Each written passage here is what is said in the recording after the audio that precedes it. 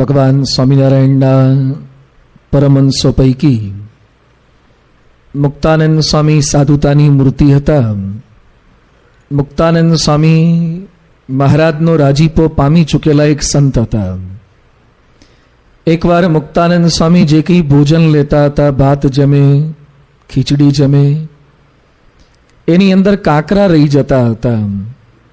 નિત્યાનંદ સ્વામીને જ્યારે મુક્તાનંદ સ્વામીની પ્રસાદી જમ્યા ત્યારે ખબર પડી કે આ તો કાંકરાવાળી ખીચડી જમે છે. એટલે એમણે મુક્તાનંદ સ્વામીના સેવક જે રસોઈ બનાવતા હતા એને કીધું, બરાબર ચેક તો કર, તું કાંકરાવાળી ખીચડી તું જમાડે છે. શાસ્ત્રમાં તો એમ પણ લખ્યું છે કે ઉંદરડાની લીંડીઓ પણ અંદર આવી જતી હતી. એને લીધે સ્વામી બીમાર થયા, આફરો ચડ્યો સ્વામીને. એટલે ગોપાળાનંદ સ્વામી ને નિત્યાનંદ સ્વામી બંને મુક્તાનંદ સ્વામી પાસે આવ્યા અને સેવકને ઠપકો આપવા જાય છે. ત્યારે મુક્તાનંદ સ્વામી કહે છે, સ્વામી ખાલી રસોઈ બનાવનારની ભૂલ નથી, આખો દિવસ મારી લેખનની સેવા એટલી બધી ચાલે છે એટલે બિચારા સેવકને સાફ સફાઈનો સમય ક્યાંથી મળી રહે, એટલે એને ઠપકો ના આપો, વાંક મારો છે. સ્વશુદ્ધિકરણ જેના મનની અંદર હોય એના ઉપર ભગવાનનો રાજીપો થાય છે. સરકાર આજી નદીનું શુદ્ધિકરણ કરાવે, ક્યાંક દરિયાના બીચનું શુદ્ધિકરણ કરાવે, ક્યાંક સોસાયટીમાં કચરા પડ્યા હોય એનું શુદ્ધિકરણ પણ ગવર્મેન્ટ કરી શકે. પણ માણસની જાતનું શુદ્ધિકરણ, સ્વભાવનું શુદ્ધિકરણ ન તો કોઈ એજ્યુકેશન સિસ્ટમ કરી શકે, ન કોઈ ગવર્મેન્ટ બોડી કરી શકે, ન કોઈ સામાજિક સંસ્થાઓ કરી શકે. જ્યાં સ્વશુદ્ધિકરણની ભાવના છે ત્યાં ભગવાનનો રાજીપો છે. મુક્તાનંદ સ્વામી એવું પવિત્ર પાત્ર હતા, શુદ્ધ પાત્ર હતા, એટલે એમના બેનને સંબોધીને જે પદો લખે છે એની અંદર આ વાત સમજાવે છે કે કદાચ કપડાં તમારા થોડા ઘણા મેલા હશે, કદાચ શરીર થોડું ઘણું મેલવાળું હશે, એ ચાલશે, પણ મનથી પવિત્ર રહેવાય, શુદ્ધ રહેવાય એવો પ્રયત્ન ભગવાનના રાજીપા માટે કરવાનો છે. આપણે પદની અંદર મોહનને ગમવાને ઈચ્છો માનુની, એની અંદર વાત સમજતા હતા, ત્યાગો સર્વે જૂઠી મનની ટેકજો. જે કચરો બહાર કાઢવાનો છે, જે શુદ્ધિકરણ કરવાનું છે એની વાત સ્વામીએ સમજાવી. કેટલુંક ઉમેરવાનું છે, કેટલુંક બાદ કરવાનું છે, પ્લસ માઇનસ. એમાં હવે એક વાત સ્વામી સમજાવી રહ્યા છે, હરિજન સંગે રાખો પૂરણ પ્રીતડી. માણસ માત્રનો પ્રીતિનો સ્વભાવ છે. સ્વામી વાતોમાં લખે છે કે જીવનો ચોંટવાનો સ્વભાવ છે. ક્યાંક ને ક્યાંક આપણે ચોંટીએ છીએ. પરિવારના સભ્યોમાં ચોંટીએ, કોક સગાવાલામાં ચોંટે, કોકને ક્યાંય ના બનતું હોય તો પછી કૂતરા રાખીને કૂતરામાં ચોંટે છે. પણ માણસ ક્યાંક ને ક્યાંક તો ચોંટે છે. ગામડાના પટેલ હોય તો એ બળદિયામાં ચોંટ્યા હોય, ગાયો, કેટલાક ગાયોમાં ચોંટ્યા હોય છે. આખી જિંદગી એની જ્યાં ચોંટ્યા હોય એમાં વીતી જાય. ચોંટવાનો સ્વભાવ છે. આ બધામાં તો સહેજે સહેજે ઉતરતો ઢાળ છે, એટલે પ્રીતિ થઈ જ જશે. એમાં કહેવું નથી પડતું કે પોતાના દીકરામાં પ્રીતિ કરવી, મા બાપમાં પ્રીતિ કરવી, એ તો પ્રીતિ થાય જ. હળધૂત કરે ને કાઢી મૂકે તો એ પ્રીતિ જતી નથી. પેલા એક ડોહાને એના છોકરાએ કાઢી મૂક્યા, ગામની બહાર કાઢી મૂક્યા, તો એ કોકનું ગાડું જતું હોય ને એમાંથી પેલો પૂળો પડ્યો હોય ને રોડ પર, ગામડાના ધૂળિયા રસ્તા પર, એ પૂળો લઈ અને પાછો નાખે પોતાના છોકરાના ઘરમાં. કેટલી પ્રીતિ છે. કાઢી મૂક્યા હોય, હળધૂત કર્યા હોય, અને તોય પાછા પેલા પાડાનું પૂંછડું પકડી અને ભગરિયા પાડાનું પૂંછડી પકડી અને પાછા શું બોલતા જાય, રહેવા દે ભગરિયા, રહેવા દે, રહેવા દે ભગરિયા, નથી આવું, એમ કરીને પાછા ઘરમાં ગોઠવાઈ ગયા. ક્યાંક આપણને અપશબ્દો બોલે છે, હળધૂત કરે છે, તો એ ઘરના લોકો સાથેની પ્રીતિ ટળતી નથી. એ તો પ્રીતિનો સાહજિક સ્વભાવ છે. પણ તુલસીદાસ માટે પેલું શબ્દ લખાય ને કે જૈસી પ્રીત હરામ સે વૈસી હરી સે હોય. જેવી ભગવાનમાં પ્રીતિ છે, જેવી જગતમાં પ્રીતિ છે, એવી ભગવાનમાં થાય. પણ મુક્તાનંદ સ્વામી એક સ્ટેપ વધારીને કહે છે, જૈસી પ્રીત હરામ સે વૈસી હરી સે, એકલું નહીં, વૈસી હરિજન સે હોય. ભગવાનમાં પ્રીતિ તો સહેજે સહેજે પ્રયત્ન કરે તો થાય છે, પણ ભગવાનના સંબંધવાળા સંતો ભક્તોમાં પ્રીતિ કરવી ને, એ કલમ હવે મુક્તાનંદ સ્વામી ઉમેરી રહ્યા છે. મહારાજ માટે આપણે શયનમાં એક પદ બોલીએ છીએ, અક્ષરના વાસી વાલો આવે આવની પર. એમાં એક કડી છે. મહારાજે સગાઈ કરી કોની સાથે? હરિજન સંગાથે કીધી સાચી સગાઈઓ રાજ. મહારાજે સગાઈ કરી કોની સાથે? મહારાજનો અસંગી સ્વભાવ હતો, નિર્લેપ સ્વભાવ હતો. એને પોતાના ભાઈ ભાભી રામ પ્રતાપને, સુવાસીની ભાભી, એની અંદર પણ પ્રીતિ તોડીને નીકળી ગયા છે. ઈચ્છારામ તો ખૂબ વાલો હતો, એનો વિલાપ પણ એમને પાછા ખેંચી શક્યો નથી. અને વર્ષો પછી પાછા એ લોકો મળવા આવ્યા છે તોય મહારાજ લલચાયા નથી. ધર્મકુળમાં પણ એટલી પ્રીતિ એમને નહોતી. એમની પ્રીતિ હતી પોતાના સંતો ભક્તોમાં પ્રીતિ હતી. રોચકાના કાકાભાઈ મહારાજ પણ બીમાર, 49 વર્ષની ઉંમર થઈ ગઈ છતાં મહારાજ અંતિમ બીમારીમાં પણ સ્પેશિયલ રોચકાના કાકાભાઈનો સંકલ્પ પૂરો કરવા, ખબર કાઢવા માટે ત્યાં જાય છે. ખેંગાર ભક્તે મહારાજ બીમાર હતા, તાવ હતો, છતાં ચંદનની અર્ચા કરવાનો સંકલ્પ કર્યો તો ઠંડુ શરીર, ઠંડી વાળો તાવ હતો, એની વચ્ચે પણ મહારાજે ચંદનની અર્ચા કરવા દીધી છે. કારણ કે એમને હરિભક્તોમાં પ્રીતિ હતી. મહારાજને સંતો સાથે સાચી સગાઈ હતી. ભુજ બાજુ સંતો વિચરણમાં હતા, ઉનાળાનો ધોમધકતો તાપ હતો અને સંતોના પગની અંદર કંઈ જોડા નહોતા અને રેતી ભારે તપેલી, એટલે સંતો થોડુંક દોડે અને પછી ઝાડ નીચે આવે, ઝાડ ના આવે તો ગાતરિયું કાઢીને નીચે મૂકે, એના પર પગ મૂકે. શ્રીજી મહારાજ આ જોઈ ગયા કે મારા સાધુ તપે છે, એટલે મહારાજે પોતાનો સાફો કે જે કંઈ હતું એમાંથી ટુકડા ફાડ્યા, એક એક સંતને ઝાડ નીચે બેસાડ્યા અને એક એક સંતના પગ નીચે કપડાં જાતે બાંધી આપ્યા. સંતો સાથે એવી પ્રીતિ હતી, એમને સાચી સગાઈ હતી. મહારાજ કહે છે જેવી પ્રીતિ મને સંતો સાથે છે, જેવી મને હરિભક્તો સાથે પ્રીતિ છે, એવી પ્રીતિ આપણે પણ, હરિજન એટલે કેવળ જ્ઞાતિવાચક નથી, જે ભગવાનનું ભજન કરે છે એવા સંતો અને એવા ભક્તો, એની અંદર આપણે પ્રીતિ કરવાની છે. પ્રીતિ હોય તો એના માટે બધું જ થાય. બોટાદના ભગાદોશીની ખબર કાઢવા માટે ફેરફાર થયો. બોટાદના ભગાદોશીની ખબર કાઢવા માટે મહારાજ ગરડેથી બોટાદ નીકળ્યા. રસ્તામાં જોટિંગડાને પાદર વરસાદ ચાલુ થયો એટલે મહારાજના જરીના વસ્ત્રો હતા એ પણ પલળી ગયા, માણકીનું જરીનું પલાણ હતું એ પણ પલળી ગયું. એટલે નાજા જોગિયા પોતે બોલ્યા કે ભારે થઈ મહારાજ, તમારા જરીના વસ્ત્ર પલળી ગયા, માણકીનું પલાણ પલળી ગયું. પછી મહારાજ શું બોલ્યા? આવા 100 પલાણ ને જરીના વસ્ત્રો ભગાદોશી પર કુરબાન કરી નાખીએ એવા એ હરિભગત છે. ભલે વસ્ત્ર પલળી જાય છતાં મહારાજની ભાવના હતી કે હરિભક્ત માટે ઘસાવું. શા માટે મહારાજને હરિજન સંગાથી પ્રીતિ હતી? કારણ કે મહારાજ પ્રથમના 63માં લખે છે, આ સંત સર્વે નારદ સંકાદિક જેવા છે, સત્સંગી સર્વે ઉદ્ધવ અક્રૂર વિદુર સુદામા વૃંદાવનના ગોપ જેવા છે. આ બાઈઓ હરિભક્ત છે તે ગોપીઓ દ્રૌપદી, કુંતાજી, સીતા, રૂકમણી, લક્ષ્મી, પાર્વતી જેવી છે. પ્રથમ 63માં, અંત્ય 2માં, અંત્ય 21માં સંતો ભક્તોનો આવો મહિમા મહારાજે લખ્યો છે. મહારાજ આવો મહિમા સમજતા હતા એટલે તમામ સંતો ભક્તો સાથે પ્રીતિ કરી શકતા હતા. આપણા દેહના સગાવાલા દુરાચારી હોય છે તો એ કેવો મહિમા સમજીએ છીએ. કેટલાક હરિભક્તોના જમઈ ફાકી ખાતા હોય છે, ગુટકા ખાતા હોય તો એ સંતોન પરિચય આપે શું કે ખાલી ફાકીનું જ વ્યસન છે, બીજું બીડી ક્યારે ના પીવે, ક્યારે દારૂ ના પીવે.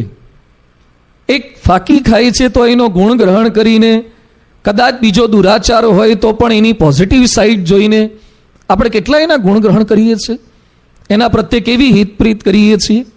તો આપણને મહારાજના સંબંધવાળા તમામ સંતો ભક્તોને વિશે એવી પ્રીતિ થવી જોઈએ. પ્રીતિ હોય તો લક્ષણ શું હોય? પૂજ્ય વિવેક સાગર સ્વામી પ્રસંગ કીધો હતો ને, પર્વતભાઈના ત્યાં મહારાજ અગતરાઈ પધાર્યા શેરડીના વાઢની અંદર અને માદળી આપતા હતા તો પર્વતભાઈએ જમવાની ના પાડી. શા માટે?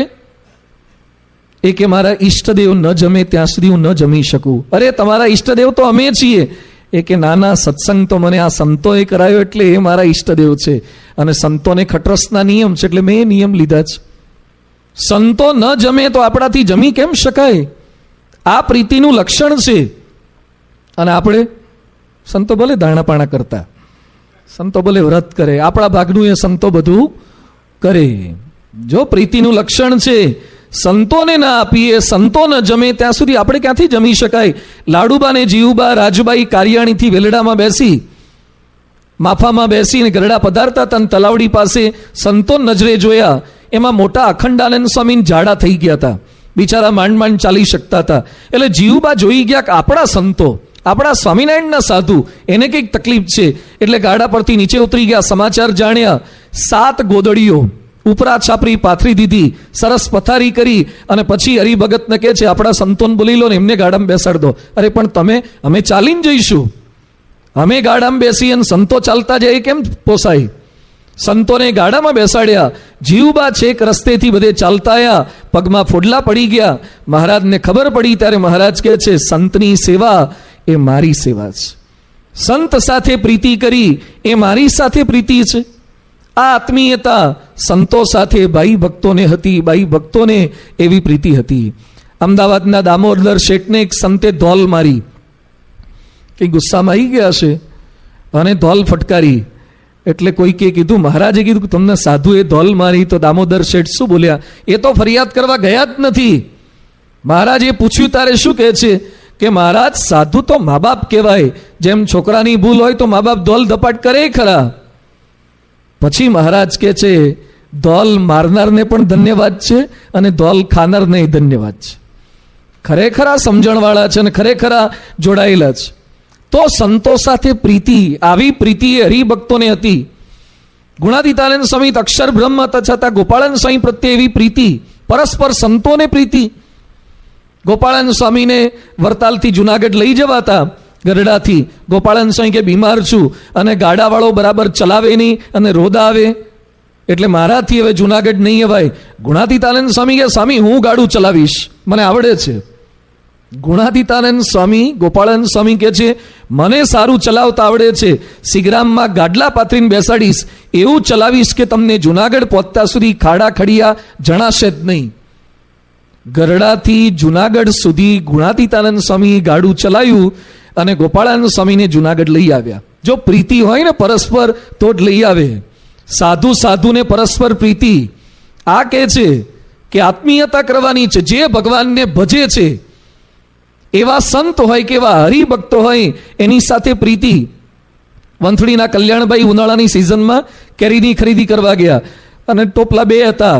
ભાવ પૂછ્યો કે આ કેરી કેટલાની? એ કે 2 રૂપિયા મણ.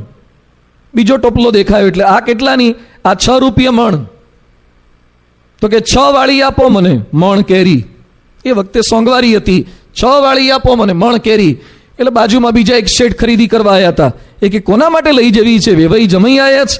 નાના કે મારા ગુણાતીતાનંદ સ્વામીના સંતો આવ્યા છે, મારા સાધુને જમાડવી છે. તે પેલો શેઠ કે તો આ 2 વાળી લઈ જાઓ. એને હાળાને અમે હું નડતા આવીશું? 6 વાળી લેવા દે ને, તારે ક્યાં ઘરમાંથી કાઢવાના છે? તો એ પાછો કહે છે 2 વાળી લઈ જાઓ. સાધુને શું કરો મોંઘવારી વાળી ખવડાવો છો? પછી કલ્યાણભાઈ શું બોલ્યા કે શેઠ તમારી પાસે વધારે પૈસા ભેગા થાય તો કપૂરચંદ મોતીચંદની પેઢીમાં રોકો. એ કે ના રોકાય. જુનાગઢના એક શેઠ હતા, ઉઠી ગયેલી પાર્ટી હતી. એટલે કલ્યાણભાઈ કહે છે તમારી પાસે પૈસા હોય તો તમે કપૂરચંદ મોતીચંદની પેઢીમાં રોકો. અરે ના રોકાય, એ તો જેટલું રોક્યું હોય બધું જાય. પછી કલ્યાણભાઈ કહે છે કે જેટલું બૈરા છોકરા માટે ખરીદી કરીએ, પૈસા વાપરીએ ને, એ બધું કપૂરચંદ મોતીચંદની પેઢીમાં રોકવા જેવું છે. અને જેટલું સાધુ માટે કરીએ એટલું જ ઉપર કામ લાગે છે. આ પ્રીતિ હતી. સંતો હરિભક્તો પ્રત્યે આવી પ્રીતિ હતી. અને ના હોય તો આવા સંતોને ગમતું નથી. ગુણાતીત સંતને ભગવાનને શાસ્ત્રીજી મહારાજ બદલપુર પધાર્યા દત્તરામ બારોટના ત્યાં. અને દત્તરામ બારોટ કે સ્વામી મારી પાકી રસોઈ જમો. એટલે શાસ્ત્રીજી મહારાજ કે હું આવ્યો ત્યારે જ પાકી રસોઈ, અને મારા સંતો આવે તરત તું શું જમાડે છે? તું મારા સંતને 3 લાડુ ખવડાવે કે 5 લાડુ ખવડાવે તે હું જ ખાઉં છું. મારા સાધુ જમે એ હું જ જમું છું. આવા સંતોની સેવા નથી કરતો, જા, મારે તારી રસોઈ નથી લેવી. જે સાધુને નહોતા જમાડતા અને શાસ્ત્રીજી મહારાજ આવ્યા ત્યારે રસોઈ આપવા ગયા તો શાસ્ત્રીજી મહારાજે રસોઈ ન લીધી. સંત સાથે પ્રીતિ. કારણ કે આટલો ત્યાગ કરીને સંતો આવ્યા છે કોના માટે? પોતાનો પરિવાર, પોતાના સગાવાલા, પોતાની મહત્વાકાંક્ષા શૂન્ય કરી અને ભગવાન અને સંતને રાજી કરવાનો પ્રયત્ન કરે, જેને પોતાનો પરિવાર ન વસાયો અને આપણા પરિવારની ચિંતા કરે, જેને પોતાનું કોઈ ઘર ન બનાવ્યું અને આપણા ઘરના ખાતમુહૂર્તને વાસ્તુને મહાપૂજાઓ કરે, જેને પોતાના કોઈ દીકરા દીકરીના સગાઈની છૂટાછેડાની ચિંતા ન કરી અને આપણા પરિવારના સંતાનોની સગાઈની છૂટાછેડાની ચિંતાઓ કરે, આવા નિસ્વાર્થ ભાવે જે સાધુ આપણા માટે ઘસાય છે એના પ્રત્યે પ્રીતિ રાખવી. મુક્તાનંદ સ્વામી આ વાત કરી રહ્યા છે. હરિજન સાથે પ્રીતિ એટલે સંતોની સાથે સાથે હરિભક્તો સાથે પ્રીતિ રાખવાની છે. ઘણીવાર સંતો માટે પ્રીતિ હોય, આદર હોય, પ્રેમ હોય, પણ હરિભક્તો પ્રત્યે પ્રીતિ ના હોય. હરિભક્તો માટે એલર્જી પણ હોય છે આપણને અંદર અંદર. સંતોનું કયું કરે, હરિભક્તનું કયું ન કરે. સંતોને જમાડે, હરિભક્તને ન જમાડે, પણ એ પણ ખોટું છે. જેટલો સંતો માટે પ્રેમ, એવો જ પ્રેમ આપણને પરસ્પર હરિભક્તો માટે પણ રહેવો જોઈએ. મહારાજ ગરડામાં હતા અને સભામાં દરેકને પૂછે કે દાદાના ગોલા થશો? જેટલા આવતા છે ને પારાયણમાં આવે, દાદાના ગોલા થશો, દાદાના સેવક થશો? તે બધા કે દાદાના ગોલા શું કરવા થઈએ?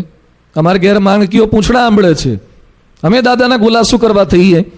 પછી પર્વતભાઈ આવીને એને પૂછ્યું દાદાના ગોલા થશો? અરે મહારાજ, અનંત જન્મથી બૈરાન છોકરાના ગોલા છીએ જ, આ વખતે તમારા કહેવાથી હરિભગતના ગોલા થઈશું. મહારાજ કે હરિભગત તો આવા હોય, હરિભગતની સેવા કરવામાં રાજી થાય.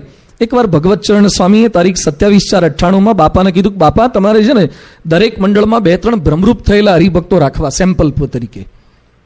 બહુ સરસ એમણે વાત કરી કે દરેક મંડળમાં, દરેક સેન્ટરમાં 2-3 ભ્રમરૂપ થયેલા રાખવા, એટલે બીજા લોકોને મનાય કે અહીંયા ભ્રમરૂપ થાય છે, બાકી બધા સ્વભાવવાળા દેખાય છે. હવે પ્રમુખ સ્વામી મહારાજ જવાબ શું આપે? ધ્યાનથી સાંભળજો. સ્વામી કહે છે બધા જ હરિભક્તોની ભ્રમરૂપ સ્થિતિ જ છે, મનાય નહીં, દેખાય નહીં, ભ્રમરૂપ જ છે. સત્સંગ મૂકીને કોઈ હરિભક્તો જતા નથી, તે ભ્રમરૂપ જ છે. સત્સંગ મૂકીને જે હરિભક્તો જતા નથી તે ભ્રમરૂપ જ છે. બેઠા છે એટલે સ્થિતિ થશે. ભગવાન અને સંતને રાજી કરવાનું તાન છે, દરેકને થોડું થોડું છે જ, આપણને દેખાતું નથી. બાપા કેવી દ્રષ્ટિથી બધા હરિભક્તોને જુએ છે. શાસ્ત્રીજી મહારાજ પત્રમાં લખે છે, વિશેષ આખા સત્સંગને રાજી કરવો અને પોતાના આત્માનું કલ્યાણ કરી લેવું, બધું મળશે, પણ સ્વામી મહારાજ તથા તેમના લાડીલા ગુણાતીત જ્ઞાનના સંતો હરિભક્તો નહીં મળે. તેમને રાજી કરવાથી જે સર્વોપરી પ્રાપ્તિ થાય છે તેવું કોઈ સાધન રાજીપા જેવું નથી. તો વગર પ્રયાસે જોગ મળ્યો છે, તે ગુમાવશો નહીં, અવસર સાચવી લેશો. શાસ્ત્રીજી મહારાજ પત્રમાં લખે છે, ગુણાતીત જ્ઞાનના હેતવાળા સંતો હરિભક્તોની સેવા વગર પ્રયાસે મળી છે, એટલે એને રાજી કરજો. પૂરણ પ્રીતડી એટલે કંઈ ફેસબુક પર બધા હરિભક્તોને મેસેજ કરવાની જરૂર નથી. વોટ્સએપના આખા રાજકોટના ભેગા થઈને ગ્રુપ બનાવીને બધા પ્રત્યે મારે પ્રીતિ છે એટલે રોજ વોટ્સએપ કરું, એ નહીં કરો ચાલશે. પૂરણ પ્રીતડી એટલે તનથી સેવા, મનથી સેવા, ધનથી સેવા. તમને જેના પ્રત્યે પ્રીતિ હોય સેવા થાય. હમણાં જ એક હરિભક્ત, એનો દીકરો દેખાતો નહોતો, એટલે મેં પૂછ્યું દીકરો ક્યાં? તો એના મોબાઈલમાંથી મને ફોટો બતાવ્યો અને એનો દીકરો સૂતો હતો અને એ પોતા મૂકતા તેવો ફોટો એના ઘરવાળાએ પાડ્યો હશે. એ હરિભક્ત એના કપાળ પર પોતા મૂકે છે અને છોકરો હૂતો હતો. મને કે સ્વામી અત્યારે વાયરલ થયો છે ને તાવ આવે છે, રાત્રે 2-2:30 વાગે હું પોતા મૂક, એ પાછો ફોટો પડાયો અને એ પાછો મને બતાવ્યો. કેવી પ્રીતિ છે આપણા પરિવારના સભ્યો પ્રત્યે. તો જો સાધુ પ્રત્યે, હરિભક્ત પ્રત્યે પ્રીતિ હોય તો સંતો હરિભક્તો સાજા માંદા થાય તો સેવા કરવી, આ પ્રીતિનું લક્ષણ. પ્રીતિ ખાલી વાતોમાં ના રાખો, પ્રીતિ ખાલી પુસ્તકોમાં ના રાખો. પ્રીતિ થોડું એકચ્યુઅલ રિયાલિટીમાં પ્રેક્ટિકલ આપણે શું કરી શકીએ સંતો હરિભક્તો માટે. સંતો હરિભક્તોને લેવા મૂકવા માટે ગાડીની જરૂરિયાત હોય તો ગાડીઓ પડી હોય થોડીક આપીએ, થોડીક વાર બેસાડીએ. બાકી ગાડાને પડી રાખીને કરવાના શું? અહીંથી મંદિરેથી જતા હોય ઘરે અથવા ઘરેથી મંદિરે આવતા હોઈએ અને તમારી ગાડી ખાલી હોય ને તમે કોઈ હરિભક્તને ના બેસાડો તો પારાયણ સાંભળવાનો મિનિંગ શું છે? પ્રીતિ છે નહીં. હરિભક્ત પ્રત્યે પ્રીતિ તમારે ક્યાં બીજા ખર્ચા કરવાના છે? તમારી ખાલી ગાડીમાં બેસાડવાના જ છે. પરદેશમાં જોઈ આવો, એક હરિભક્તોને લિફ્ટ આપે, એરપોર્ટે લેવા જાય. કોઈ જ સગાવાલા ના થતા હોય તો એ પોતાના ઘરે 5-5 દિવસ 7-7 દિવસ ને મહિનાઓ સુધી રાખે છે. પ્રીતિ એટલે ઘસારો વેઠાય એ પ્રીતિ છે. ભગવાન અને સંતનો ઘસારો વેઠાય એ પ્રીતિ છે. પ્રીતિ હોય તો બધા જ સંતો હરિભક્તોને પગે લાગીએ, કેટલાક પગે નથી લાગતા, સંતોને પગે ના લાગે, હરિભક્તોને પગે, અમે અંદર અંદર એકબીજાને પગે ના લાગીએ. હરિભક્તો દિવસમાં એક વાર તો પગે લાગવાનું થાય કે નહીં? આપણા મનમાં રહેવું જોઈએ કે બધા સંતોને, બધા હરિભક્તોને એક વાર મારે વાંકાવળી. પ્રીતિ શેની? ખાલી વાતોમાં, કથામાં પ્રીતિ? દિવસમાં એકવાર ભગવાનના સંબંધવાળા સાધુને, એકવાર ભગવાનના સંબંધવાળા હરિભક્તોને નમીએ, ઝૂકીએ. કનુભાઈ CEO છે અમેરિકામાં, આખા અમેરિકા સત્સંગ મંડળના પ્રમુખ છે, છતાં જે સંતો અમેરિકા જઈએ છે, અહીંયા આવેલા ત્યાં જોયા, નાનામાં નાના છોકરાને પણ વાંકા વળીને ચરણ સ્પર્શ કરે. બાકી જ્ઞાનના કોઈ અથાણા કરવાના નથી. આખું પુરુષોત્તમ બોલ્યા મોઢે થઈ જાય ને આખું વતનાવત મોઢે થઈ જાય, પણ જો હરિભક્તન નમાય નહીં, ઝુકાય નહીં, તો ખાલી એ કથાની વ્યથા જ છે. નમતા રહીએ, પ્રીતિ હોય તો નમાય, રમાડવા જમાડવાની જ્યારે તક મળે પીરસવાની સેવા. બ્રાહ્મણો એ પીરસી શકે, સંતોન બીજા નથી પીરસી શકતા, પણ જ્યારે હરિભક્તોને પ્રસાદ આપવાની સેવા, પીરસવાની સેવા થાય તો તમે ફ્રી હોય ને તો ઊભા રહેવું ક્યારેક. હરિભક્તોને પીરસવું. યોગી બાપા પીરસવાના સંકલ્પ કરતા નહીં, પીરસતા. જો આત્મીયતા હોય, પ્રીતિ હોય, ઘરેથી એક રૂપિયાનો હોય પ્રસાદ લાવવાનો નથી, અહીંનો જ હોય તો પીરસવા તો થોડીક વાર ઊભા રહો. આપણે હરિભક્તોને જમાડીએ, પીરસવાવાળા હોધવા જવા પડે. બધાને ઉતાવળ હોય લઈ લઈને ઘેર જવાની, કોઈ પીરસવા ઊભા ના રહે. જો તમને પ્રીતિ હોય તો સંતો હરિભક્તોને પીરસવાની સેવા થાય. તનથી સેવા, મનથી સેવા, સંતો હરિભક્તોનું સારું ઈચ્છવું, એના ગુણ લેવા, ક્યારે હોશિયાળા ન કરવા. અને ધનથી સેવા, જે આપણે ધોતિયા ઉડાડીએ છીએ સંતોને, પ્રસાદની સેવા કરીએ છીએ. શ્રાવણમાં કે જ્યારે જ્યારે આપણી અનુકૂળતા એક વખત આપણે હરિભક્તોને જમાડી ન શકીએ તો ખાલી હગાવાલાને ખવડાઈને કરવાનું શું છે? થોડાક આવા જે કથા ભરે છે, એક મહિનો જે કથામાં આવી જાય, છેક દૂર દૂરથી અમુક લોકો કોઠારિયાથી આવે, કોઈક રણછોડનગરથી આવે, પોતાનું પેટ્રોલ બાળીને કથા ભરવા માટે આવે. આવા હરિભક્તના મોઢામાં આપણો પ્રસાદ જાય તો એ પ્રીતિ હોય તો થાય. જરૂરિયાત મુજબ સેવા કરવી, પદાર્થે કરીને સેવા કરવી, તો પ્રીતિનું લક્ષણ આ છે. તનથી, મનથી, ધનથી સેવા થાય. મુક્તાનંદ સ્વામી બહેનને આ લખે છે કે પ્રીતિની ખાલી વાતો નથી કરવાની, તમામ સંતો હરિભક્તો પ્રત્યે આવી પ્રીતિ થશે તો મહારાજનો રાજીપો થશે. આગળ લખે છે, ત્યાગો મદ મત્સર જૂઠી કુળ લાજજો. ત્યાગો મદ મત્સર જૂઠી કુળ લાજજો. મુક્તાનંદ સ્વામી ધનુબાઈને કહે છે, મેં ત્યાગ કર્યો એવો કદાચ તમે ત્યાગ નહીં કરો ચાલશે. શરીરથી ત્યાગ સરળ છે, મનથી ત્યાગ કઠિન છે. શેનો ત્યાગ કઠિન છે? મદનો ત્યાગ. ત્યાગો મદ મત્સર જૂઠી કુળ લાજ. મદનો ત્યાગ.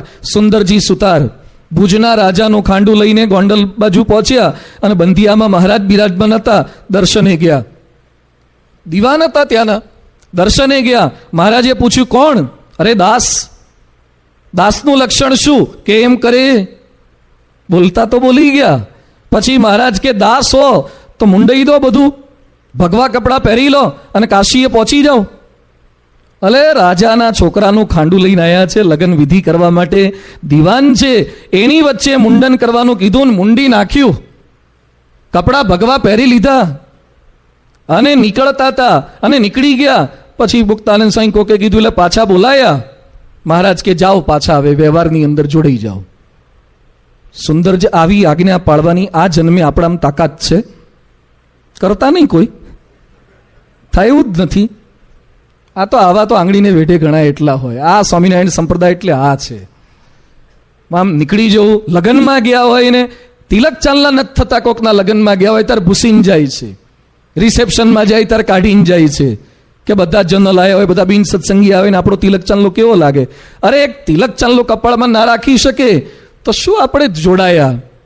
આ તો પેલા કપડાં કાઢી નાખ્યા, ભગવા કપડાં પહેરી લીધા અને પછી મહારાજે પાછા બોલાય, પાછા આવ્યા અને જતા જતા એક વાક્ય બોલ્યા કે મહારાજ મારી કસોટી કરી પણ આવી બીજા કોઈની ન કરતા. રાજકોટ વાળાની તો બિલકુલ ન કરતા. હા, ભુજ વાળાની ઠીક છે, રાજકોટ વાળાની બિલકુલ ના થાય એવું નથી. મહારાજે જાણ્યું કે આખો પ્રોગ્રામ હારો પણ એક વાયરસ હારું બગડ્યું. આખો પ્રોગ્રામ હારો, હાથી આખો નીકળી ગયો પણ ક્યાં અટક્યો? પૂંછડે ભરાઈ ગયો. ત્યાગ, શરીરથી ત્યાગ કરી દીધો પણ મદનો ત્યાગ, અહંકારનો ત્યાગ એ ન થયો. એટલે વાત સમજાવે છે કે શરીરનો ત્યાગ સરળ છે, મદનો ત્યાગ, અહંકારનો ત્યાગ કઠિન છે. ક્યાંક પૈસાનો મદ છે. કેટલાક પૈસાદાર હોય ને એને સત્સંગમાં આવે ને તોય મારી ગાડી, મારા પૈસા, મદનું જ મીડિયમ. શેનું મીડિયમ હોય? મદ, અહંકારનું જ મીડિયમ હોય. સત્તાનો મદ, જે પરીક્ષિતને હતો ભૂંડું કર્યું, સ્થિતિનો મદ થઈ જાય કે મારી કંઈક સત્સંગમાં સ્થિતિ થઈ ગઈ છે. ઐશ્વર્યનો મદ ચડી જાય, જે અલૈ ખાચરને પોશાક આપ્યો અને મારા થકી સત્સંગ વધવા લાગ્યો. અને મુક્તાનંદ સ્વામી શું કહીને બોલાવે? બંધનાનંદ. બહુ ઐશ્વર્ય આવી ગયું તો મુક્તાનંદ સ્વામી જેવા સંતની પણ ટીકા કરવા લાગ્યા. એટલે સત્સંગમાં આવ્યા પછી ન તો પૈસાનો મદ રાખવો, ન તો સ્થિતિનો મદ રાખવો, ન તો ઐશ્વર્યનો મદ રાખવો. લોકોના શબ્દે કરીને મદ ચડી જાય. ઘણી વાર આપણે સેવા કરતા હોઈએ, આપણને અહંકાર જેવું ના હોય, પણ કોક ચડાવે ને એમાં મદ ચડે. જેમ પંપ મારે ને એટલે હવા ભરાય. કોકના શબ્દે મદ ચડે. એકવાર એક ખેડૂત રાજાના વાંકમાં આવ્યો. એટલે રાજાએ કીધું રાતોરાત ગામ છોડી નીકળી જા, ગામ બહાર નીકળી જા. અને બીજા દિવસે સવારે ખેડૂત પાછો રાજા પાસે આવ્યો, નાળિયેરને સાકરનો પડો લઈને. રાજા ગુસ્સે થયા. તને ગઈકાલે ગામ છોડવાનું કીધું, તું નીકળ્યો કેમ નહીં? તું વાંકમાં છે, નીકળી જા. ખેડૂત કે બાપુ માફ કરો, હું ઘર વખરી લઈને ગાડું લઈને નીકળવા જ જતો હતો, ત્યાં ગામને પાદર આપે મને સાક્ષાત ભગવાન રૂપે દર્શન દીધા. આપે સાક્ષાત ભગવાન રૂપે દર્શન દીધા. માથે મુગટ પહેર્યો તો, 4 હાથ હતા, શંખ ચક્ર ગદા પદ્મ, અને સાક્ષાત ભગવાન છો આપ, રાજા નથી ભગવાન છો. અને મને થયું કે મારા રાજાનો, ભગવાનનો મેં અપરાધ કર્યો, એટલે મેં માનતા માની કે આવા ભગવાનને હું નાળિયેરને સાકરનો પડો અર્પણ કરું, માફી માગું અને પછી ગામ છોડીને જઉં. તે રાજાને જે ગલીપચી થવા લાગી. તે બાજુમાં દીવાન બેઠા હતા. એ કે હે રાજાજી, તમે સાક્ષાત આમ ભગવાન રૂપે દર્શન આપ્યા હતા અને તમે આમ ભગવાન ખરા? તે રાજા આમ હરખાતા હરખાતા શું કે હારો કહે છે તો લગભગ તો સાચું જ હોય તો જ કે ને. એટલા રાજી થઈ ગયા ને. કોકના શબ્દે આપણને ફિટ થઈ જાય છે.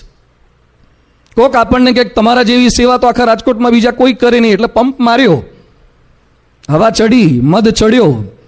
તમારા જેવી આર્થિક સેવા કોઈ ના કરે, તમારા જેવી શારીરિક સેવા કોઈ ના કરે. કોઈના ચડાવ્યા ક્યારે ચડી જવું નહીં, મદ ચડવા દેવો નહીં. મુક્તાનંદ સ્વામી બેનને આ લખે છે, અનુસંધાન રાખવાનું છે સેવા કરતા કરતા. જોઈ લો બાપા કે ગુરુ પરંપરાને ક્યારે ઐશ્વર્યનો, સ્થિતિનો મદ ચડ્યો નથી. મહંત સ્વામી મહારાજ સદગુરુ હતા ત્યારનું અમનું વર્તન જુઓ અને ગુરુ થયા પછીનું વર્તન જુઓ. લેશ માત્ર ફેરફાર દેખાય છે એની બોલચાલમાં, વ્યવહારની અંદર કશું જ નહીં. તો આપણે ફંટી હોય જે વર્તન હોય ને, એ જ્યારે ફોર્ચ્યુનર લાવીએ ને ત્યારે પણ એ જ વર્તન સત્સંગમાં રહેવું જોઈએ. નહીં તો એ ફોર્ચ્યુનરનો કે ઓડીનો કે BMW કેટલાક મદ ચડી જાય છે, પછી આપણું વર્તન બદલાઈ જાય છે. મુક્તાનંદ સ્વામી બેનને આ વાત કરે છે. બીજું કહે છે, શરીરથી ત્યાગ કરવો સરળ છે, પણ મત્સરનો ત્યાગ કરવો કઠિન છે. ઈર્ષ્યાનો ત્યાગ અતિ કઠિન છે. જીવા ખાચર સાવરણો લઈ અને સાધુનો માર્ગ વાળતા હતા. કાંકરા વીણતા હતા જીવા ખાચર. એ જ જીવા ખાચર મારી નાખવા તૈયાર થયા, કારણ કે દાદા ખાચરની વધારે પ્રશંસા, દાદા ખાચરને થોડોક વધારે લાભ મળતો હતો. મત્સર ભૂંડું કરે છે. એટલે સત્સંગમાં આવ્યા પછી કોઈ સંતોનો, કોઈ હરિભક્તોનું મત્સર ન રાખીએ. નિર્મત્સર એવા જે પવિત્ર સંત, એની સાથે જોડાઈએ તો આપણો મત્સર પણ ટળે. અને આગળ કહે છે, જૂઠી કુળ લાજ ત્યજો. મુક્તાનંદ સ્વામી બેનને કહે છે કે મેં તો કુળ ત્યજી દીધું, પણ તું કદાચ કુળ નહીં તજે ને તો ચાલશે, પણ કુળની લાજ ત્યજજે. તુલસીદાસે બધું છોડી દીધું. પરણેલા હતા, પત્ની છોડી દીધી, પણ કુળની લાજ નહોતી જતી. એટલે તુલસીદાસને મળવા માટે રોહિદાસ ચમાર આવ્યા. ચમાર એટલે ચમાર જ્ઞાતિના. એને ખબર પડી કે તુલસીદાસ સારા ભગત છે. દર્શને આય વિચારા, દોડતા દોડતા આયા. હરિજન સંગે રાખો પૂરણ પ્રીતડી, એટલે ભેટવા જતા હતા. તુલસીદાસે જોયું કે મને ભેટવા આવે છે, પણ કઈ જ્ઞાતિના હતા? ચમાર જ્ઞાતિના. એટલે તુલસીદાસ થોડાક પાછા ખસી ગયા, ના બેઠ્યા. રોહિદાસ તો બુદ્ધિશાળી તો હતા, એટલે એને ખબર પડી ગઈ કે આને ગમતું નથી, આપણે શેડ્યુલ ટ્રાઇબના છીએ, એટલે ન ભેટ્યા. દૂરથી વંદન કરીને નીકળી ગયા. અને પછી બીજા દિવસે તુલસીદાસના કપડાં ધોવા માટે એનો ચેલો ગયો. એમાં એક લોહીનો ડાઘો પડ્યો હતો. લોહીનો ડાઘો, કારણ કે પેલા ચમાર હતા, હાથને બધું એવું લોહીના છાંટા કંઈક હશે, એ ઉડ્યા હશે. અને તુલસીદાસના ચેલાએ લોહી નીકળતું નહોતું એટલે મોઢેથી ચૂસ્યું કાઢવા માટે. બટન નહીં ખુલતું હોય, ગાંઠ ના ખુલતી હોય, મોઢામાં નાખીએ એમ એને મોઢેથી ચૂસ્યું, તો અંતર્યામી થઈ ગયો. આશ્રમમાં આવ્યા પછી તુલસીદાસને કે કથા કરો, પણ ગોટાળા શું કરો છો? આહારો ચેલો અંતર્યામી કેમનું થઈ ગયો? એ કે મેં પેલું લોહી ચૂસ્યું એમાં, અરે જેના હાથ પરથી પડેલો લોહીનો એક છાંટો લૂસ્યો એ મારો ચેલો અંતર્યામી થઈ ગયો, તો રોહિદાસ તો કેવો ભગત હશે. એટલે તુલસીદાસ ઉપડ્યા રોહિદાસને મળવા માટે. આ વખતે એ દોડતા દોડતા ગયા ભેટવા માટે.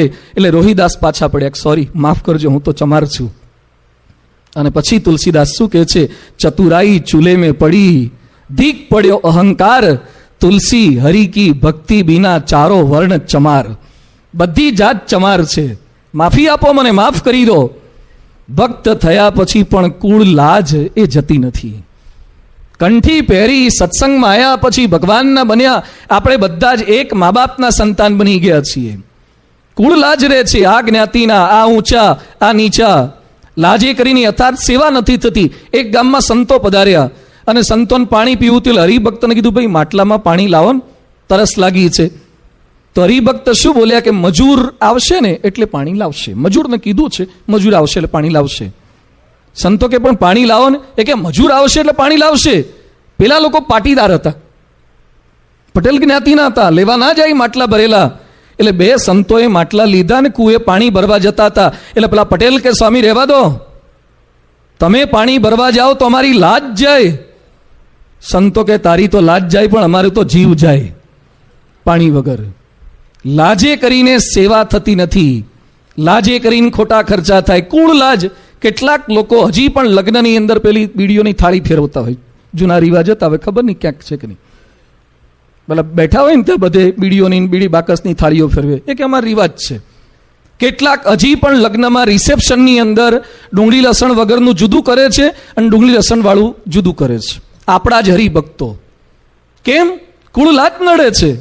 એ કે સ્વામી હરિભક્તો આવે ડુંગળી લસણ વગરનું ખવડાવીએ, પણ અમારા બીજા બિન સત્સંગી સગાવાલા આવે એને તો ડુંગળી લસણ વાળું જોઈએ, એને લસણ વગરનું આપીએ તો એ રાજી ના થાય.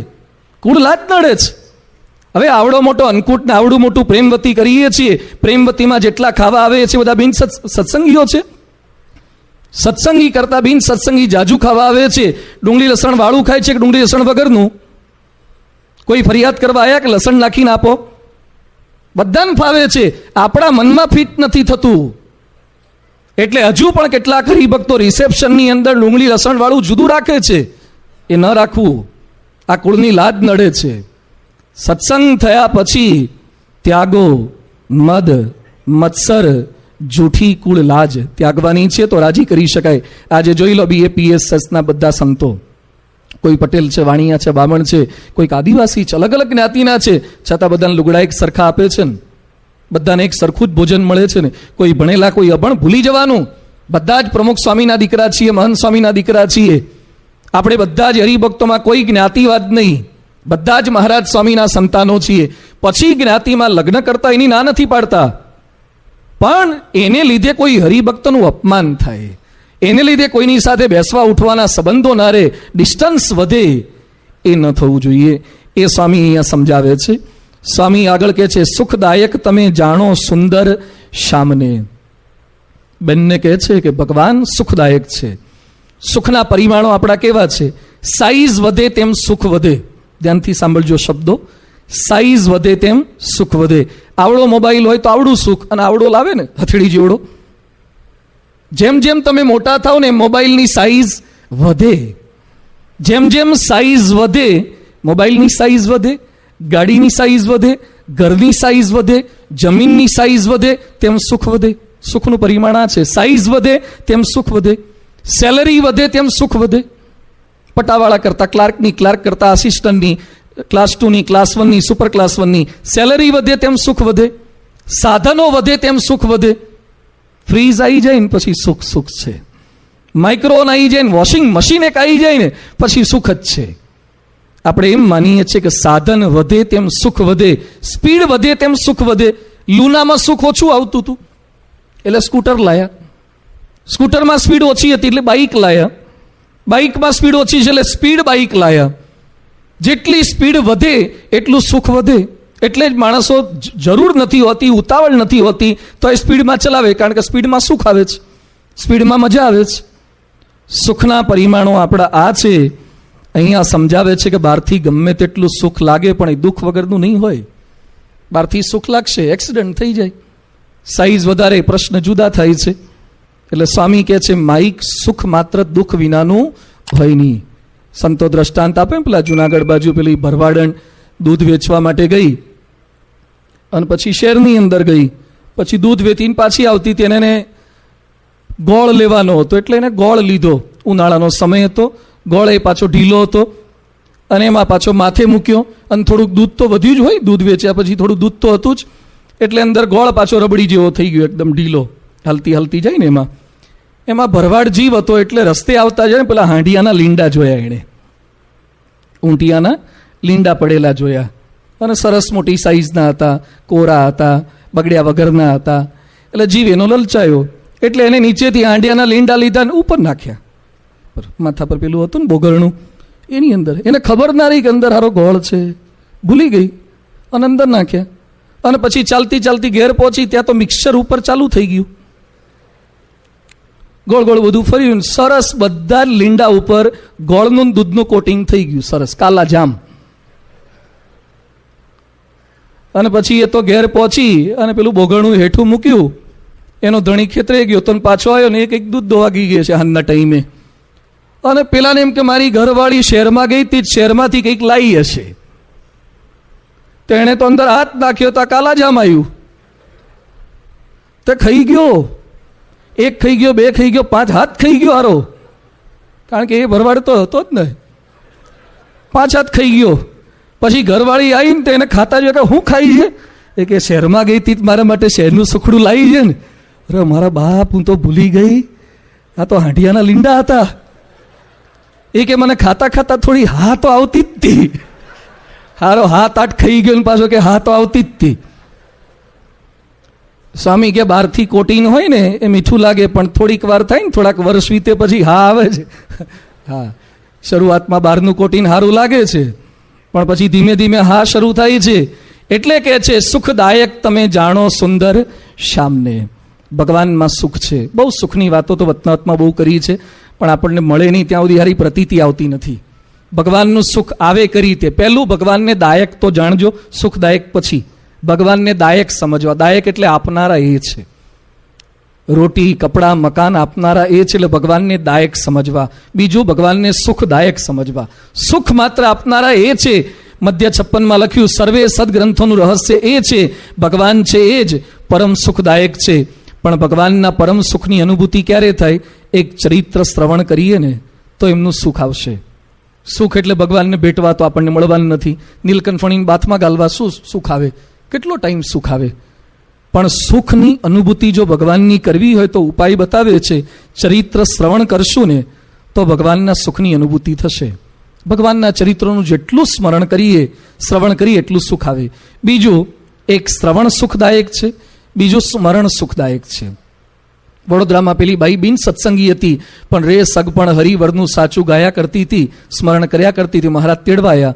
જેટલું સ્મરણ કરીએ, નિષ્કુળાનંદ સ્વામી આખો ગ્રંથ લખ્યો હરિસ્મૃતિ, જમતા જીવન જોયા છે. કેટલા સુંદર પદો એમણે રચ્યા છે. જેટલી સ્મૃતિ કરીએ એટલું સુખ આવશે, જેટલું રટણ કરીએ એટલું સુખ આવે. બાપા ઉત્તરાખંડમાં 8 સપ્ટેમ્બર 1987માં રાત્રે 2-2:30 વાગે જાગી ગયા અને 20 મિનિટ સુધી બાપાએ સ્વામિનારાયણ રટણ કર્યું. સ્વામી કહે છે એટલું સુંદર વાતાવરણ છે, થાય છે કે આખી રાત ભજન જ કર્યા કરીએ. એને સુખ આવે છે, રટણમાંથી સુખ આવે છે. માળા ફેરવતા આનંદ આવે ને તો સમજજો કે ભગવાનનું સુખ શરૂ થઈ ગયું છે. ભગવાનનું સુખ કોઈ બીજું પેકિંગ નથી આવવાનું. ઘનશ્યામ મહારાજના દર્શન કરતા આરતીમાં, અષ્ટકમાં, કીર્તનમાં મજા આવે ને તો સમજજો કે ભગવાનનું સુખ શરૂ થયું છે. ના આવે ને મજા તો ભગવાનનું સુખ બીજું શું છે? આરતીમાં મજા આવે ભગવાનનું સુખ, પૂજામાં મજા આવે ભગવાનનું સુખ, દર્શનમાં મજા આવે ભગવાનનું સુખ. સુખદાયકની અનુભૂતિ દર્શનમાં, શ્રવણમાં, સ્મરણમાં આપણને થાય. કેટલાક ભગવાનને દુઃખદાયક માને છે. ભગવાન દુઃખદાયક નથી. દુઃખદાયક કોણ છે? મુક્તાનંદ સ્વામી કહે છે અતિ દુઃખદાયક મન પોતાનું જાણજો. ભગવાન દુઃખદાયક નથી, એ તો સુખદાયક છે. મનને દુઃખદાયક જાણજો. આપણે દુઃખદાયક વસ્તુને ગણીએ છીએ, વ્યક્તિને ગણીએ, વાતાવરણને ગણીએ ને વિષયને ગણીએ. વસ્તુને દુઃખદાયક, જેટલાને ખાંડ ન ફાવતી હોય ને ખાંડને દુઃખદાયક લાગે, કેટલાકને મરચું ન ફાવતું હોય મરચા દુઃખદાયક લાગે, કેટલાકને મીઠું દુઃખદાયક લાગે, કેટલાકને કારેલા દુઃખદાયક લાગે. અલગ અલગ જેને જે વસ્તુ ન ગમતી હોય એ દુઃખદાયક લાગે. કોકને લીમડો દુઃખદાયક લાગે, કેટલાકને વ્યક્તિ દુઃખદાયક લાગે છે. વહુને સાસુ દુઃખદાયક લાગે, સાસુને વહુ દુઃખદાયક લાગે, કોકને સસરા દુઃખદાયક લાગે, વ્યક્તિ દુઃખદાયક લાગે છે. કેટલાકને વાતાવરણ દુઃખદાયક લાગે, ચોમાસું ન ગમે, કોકને ઉનાળો ન ગમે, કોકને ટ્રાફિક ન ગમે એનું દુઃખ લાગે છે. કેટલાકને વિષય દુઃખદાયક લાગે છે. એન્જિનિયરિંગમાં ભણતા હોય કેટલાકને મશીન ડ્રોઈંગ ના ફાવે, એન્જિનિયરિંગ ડ્રોઈંગ ના ફાવે, થર્મોડાયનેમિક્સ ના ફાવે, કેટલાકને મેથ્સ ના ફાવે. સબ્જેક્ટ દુઃખદાયક લાગે છે. કશું જ દુઃખદાયક નથી, આપણું મન દુઃખદાયક છે. સવારે ઉઠવાનું નક્કી કર્યું હોય, આપણે એલાર્મ પણ મૂક્યું હોય, છતાં પણ આપણને વધારે સુવડાવી કોણ રાખે છે? મન. ટ્રેનનો ટાઈમ ખબર હોય છતાં પણ થોડીક વાર રહીને ઉઠી જઈશ અને 5 મિનિટની જગ્યાએ અડધો કલાક થઈ જાય, ટ્રેન ચૂકાઈ જાય અને ટ્રેનના પૈસા ગયા, બીજી ટ્રેન પકડવી પડે, બસ પકડવી પડે. આપણને જેટલું દુઃખ થયું એમાં જવાબદાર કોણ? મન જવાબદાર છે. કેટલાય લોકોને સારા પગાર હોય છે છતાં લાંચ લે છે કે વાંધો નહીં આવે, અને પછી પકડાઈ જાય એટલે આખી નોકરી જાય. તો દુઃખ કોણે આપ્યું? મને દુઃખ આપ્યું છે. દુઃખદાયક મન છે. સ્વામી કહે છે અતિ દુઃખદાયક મનને જાણજો, અને મનને પંપાળીને જેટલું કરશું તો એ તો સામું થશે. જેમ જે છોકરાને સતત પંપાળ કરે ને, કોઈ પણ છોડ સારો ક્યારે થાય? એને થોડો તડકો પણ આપવો પડે અને થોડોક છાંયડો પણ આપવો પડે. મનનું બધું જ કયું કરવા દઈએ તે તો સામે ચડે એવું છે, એટલે એને સજા પણ કરવી પડે. હે મન, હે લબાડ. કરમઠ ભગત જુનાગઢના હતા, એ મનને શિક્ષા કરતા હતા. શિક્ષા કરે તો મન થોડુંક સુધરે એવું છે. એકવાર એક રાજાએ એક બકરી રાખી હતી અને પછી રાજમાં જાહેરાત કરી, આ બકરીને જે સંપૂર્ણ ખવડાઈ અને મારી પાસે રાજમાં પાછી લાવીને અડધું રાજ આપી દેવાનું. એટલે બકરીને ખવડાઈને તો ખવડાવી દેવાય, બકરાને કેટલું ફૂડ હોય. એવું નહીં, ખવડાઈને લાયા પછી મારા રાજ્યમાં લાવે તો બકરી એક દાણો પણ, એક ઘાસનું તણખલું પણ ખાવી ના જોઈએ, એકદમ ધરાયેલી જોઈએ. તો ઘણા બધા લઈ ગયા, ખવડાઈને લાવે ને રાજા પાસે લઈ જાય, પાછી ખાવા માંડે, બકરું મૂકે જ નહીં. એટલે એક જણો તો ઈશ્વરિયા પાર્ક લઈ ગયો, ચોકીદાની લઈ ગયો, મોટલ ધ વિલેજ લઈ ગયો, બધે ખવડાયું બકરીને, બધે ફેરવી, તો એ પાછો રાજાને ત્યાં લઈ જાય બકરું મોઢું નાખે જ, કોઈ જીતે નહીં. એટલે એક જણો હતો રાજકોટ વાળો કોક, બકરાને લઈ ગયો ઘેર, ઘાસ લાયો અને ભાઈ બકરાને આમ ગીધી ગીધી ગીધી ગીધી ગીધી, તો બકરું મોઢું નાખવા જાય ને તો એક હોટી લાવ્યો, ફટકરતી. તો બકરીને થયું કારું લાફો માર્યો આણે, તો મોઢું ફેરવી લીધું. પછી થોડીક વાર થઈને ઘાસનો પૂડો લઈને પછી ગીધી ગીધી ગીધી ગીધી, તો બકરું પાછું અડબોતમાં ઠોકી પાછી. હવારથી હાંજ સુધી ઘાસ બતાઈ કરે અને એક હોટી ફટકાર કરે. હાંજે તો છે ને એટલું સરસ લીલું ઘાસ લઈ આવે ને તો બકરી કે સોરી, મારો નિયમ છે, ઊંધું ફરીને બેહી ગઈ. પારક વ્રત કર્યું છે, કશું લે નહીં. અને પછી દરબારમાં લઈ ગયો, અને બાપુ તો હતા, બાપુને એમ કે આજ સુધી બકરી બધી ખાય એટલે આ ખાશે. તે ધર્યું ને તો બકરાએ મોઢું ન અડાડ્યું. તે દરબારે પૂછ્યું કે હું ખવડાયું? કે દીધી છે. હા, ખાય હું. એમ જેટલું મનને આપ કરીએ ને ફરતી માગશે. ગુટકા ખાવાની ટેવ હોય ને તમે આપ કરો ને ફરતી ખવડાવે જ. એકવાર અડબોતની ઠોકવી પડે કે ના ખવાય ગુટકા, તો ગુટકા છૂટે. એકવાર બહારનું હોટલનું ખાવાની ટેવ પડીને એકાદી ઠોકવી પડે કે ના ખવાય, સ્વામી રાજી ના થાય, તો એ બહારનું છૂટે. બાકી એને પંપાળ કરે, એકવાર ખાઈ લઈએ, એકવાર તો બીજી વાર ખવડાવે જ. એને પંપાળ કરે છે એ સુખી નથી થતા, એની સાથે વેર બાંધે છે, સુખી થાય છે. અને આ પદમાં છેલ્લે મુક્તાનંદ સ્વામી કહે છે, સમજી વિચારી બોલો અમૃત વેણજો. પ્રથમના 12માં લખ્યું છે, શબ્દ એ વ્યવહાર માત્રનો કારણ છે. શબ્દ એ વ્યવહાર માત્રનો કારણ છે, બોલનારની જાતિ અને સ્વરૂપનો જણાવનારો છે. પશુ પક્ષી બધા બોલે છે, પણ આપણામાં જે બોલી છે, આપણામાં જે ભાષા છે, આપણામાં જે વૈવિધ્ય છે, એવું બીજે વિશ્વમાં કોઈ યોનિની અંદર નથી. વાણી કરાવે લાણી અને વાણી ફેરવે પાણી. 2 શબ્દ યાદ રાખવાના, વાણી કરાવે લાણી અને વાણી ફેરવે પાણી. વાણી 2 કરે. એકવાર વાળન એક દરબારના માથે હજામત કરતો હતો, મુંડન કરતો હતો, અને દરબારના ત્યાં પેલા વાળંદના ત્યાં મહેમાન આવ્યા છે. એટલે છોકરો બોલાવાયો કે પપ્પા આપણા ઘેર મહેમાન આવ્યા છે. તો પેલાને હજામત ચાલુ હતી ને શું બોલ્યો, ઘરે જઈને મહેમાનને કહેજે અત્યારે બાપુના માથેથી ફૂલ ઉતારું છું. તો બાપુને દ્વારા આપણે ફૂલ ઉગવા માંડ્યા. એટલા રાજી થઈ ગયા, એક ગામ દઈ દીધું, એક ગામ બક્ષિસમાં દીધું. તમે કેવી વાણી વાપરો છો એના આધારે લાણી થાય. અને બીજા અમારા દરેડ બાપુ હતા, 350 કિલોના, બહુ વજનદાર હતા, એના માપના લુગડા જ ન મળે, પેન્ટ તો થાય જ નહીં, ધોતિયા જ પહેરતા, અને એના માટે પટ્ટો રાખતા ખાટલા પર બેહાડીને ગહવા માટે, લૂછવા માટે. આવા બાપુ હતા. એકવાર મહેલની અગાસી પર વોકિંગ કરતા હતા, અને આટલું ભારે વજન, 300 કિલો વજન, તે વોકિંગ કરતા હતા. ધીમે ધીમે એક છોકરો દૂર ઊભો તો તે હારો હસ્યો, ખડખડાટ કરે, અને મોઢે હાથ મૂકે, રહેવાય નહીં એનાથી. બાપુ કે કાં હસેલા? એ કે આમ નામ ઉપર મરી જાવ તો પછી તમને હળગાવા કેમ ના, હેઠા કેમ ના ઉતારવા? તે બાપુ કે હારો દૂધપાક જલમાં નાખવાનો, જલમાં પૂરી દીધો. તે હાંજ પડે ઘેર ના ગયો એટલે બાપુજી તપાસ કરતા કરતા આયા. કે મારો છોકરો, હા કે મેં જ જેલમાં પૂર્યો. કેમ? એ કે હું ઉપર વોકિંગ કરતો હતો ને એમ કહે છે કે તમને હેઠા કેમ ના ઉતારવા? આટલું ભારે વજનદાર દાદરા પરથી કેમ ના ઉતારવાના, કેમ ના હળગાવાના?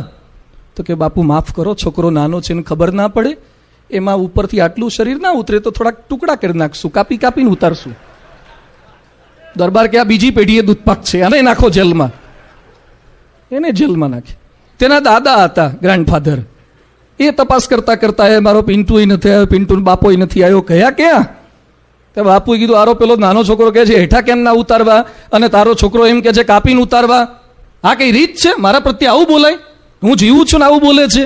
એ કે બાપુ એને ખબર ન પડે, છોકરો નાનો કહેવાય, અને મારો દીકરો એને ગતાગમ ના પડે, આમાં કાપવાની ક્યાં જરૂર છે, નીચેથી લાકડા લઈને ઉપર હળગાવશું.